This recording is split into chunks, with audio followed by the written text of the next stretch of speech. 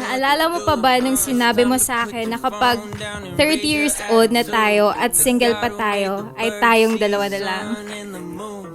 Tinawanan kita at sinabi kong, ay, last option mo lang pala ako.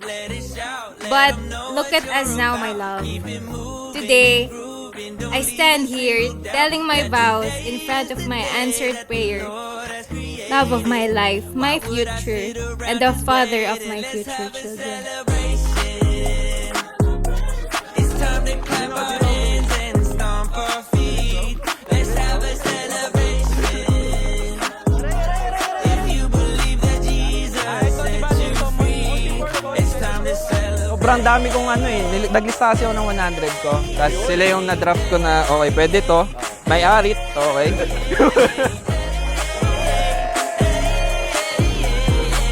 Don't sit there waiting, let's have a celebration. Me, I need less of me. Father, Son, and Spirit, that's who I call G-O-D. And finally, we're here na. Sobrang tagal natin tong hinintay at sobrang pinag-pray natin na dumating yung araw na to. I just pray na the Lord will continue to be the center of our relationship. At see you later. At yun, naman na wala nang bawal. Pwede na everything. So, let's get it on. Love you so much. Bye-bye. Alam ko, you don't know me as a sweet talker, but this time, I'll be sweet. Dahil sa wakas, nandito na tayo. And to know that you are all mine. All mine. At matatawag na kitang Azalagu. It's time to celebrate. You know how long I waited to be with you every single time. And finally, be with you today and through our lifetime. Don't sit there waiting, let's have a celebration. Love. Alam mo ba, you're my dream come true. Since grade 1, crush na kita. Kasi ikaw yung crush ng bayan dun eh. Noon. Thank you, my love, for saying yes to be your husband. You know that I prayed for you and I was very specific with my prayer.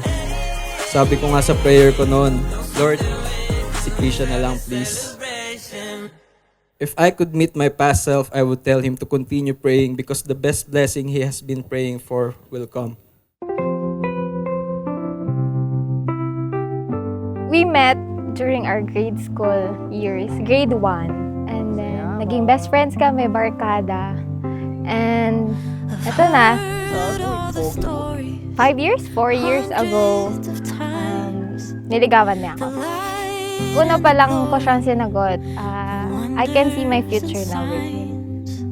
I never imagined or dared to believe that something so holy. Before pa, naliligaw pa lang ako, pinag-pray ko na yan, Lord, gusto ko si Krisha. I was very specific sa prayer ko. Sabi ko, Lord, si Krisha ang gusto ko. No way I could deny. Kasi siya rin yung nagsabi nung friends pa lang kami, maging specific ka sa mga prayers mo, ganyan, kung ano yung gusto mo. Pero syempre, kung ano pa rin talaga yung plan ni Lord, yun yung mangyayari. Maging mapagmahal na asawa at huwag siyang magsasawang mahalin at ipanalangin lagi sa Diyos. But when I look in your eyes, I see heaven break through. Joseph, And it's made knowing that it is God's will for me to marry you, me I make a commitment to you today. is you. Before God and in the presence of all these witnesses, to become your wife and help me. Words can't explain it, but my heart knows You it's are my real. first and last. I'm broken. I love you so much, my first lieutenant, Joseph Lieutenant. You are my miracle. Like truth for a doubter. Like Hi, my love. This special gift is for you, para lagi kang fresh at mabango. Haha, so mabaho ako.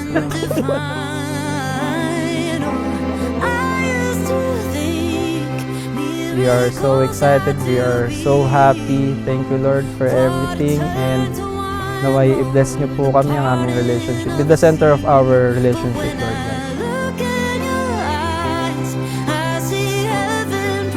Salamat sa Lord Jesus.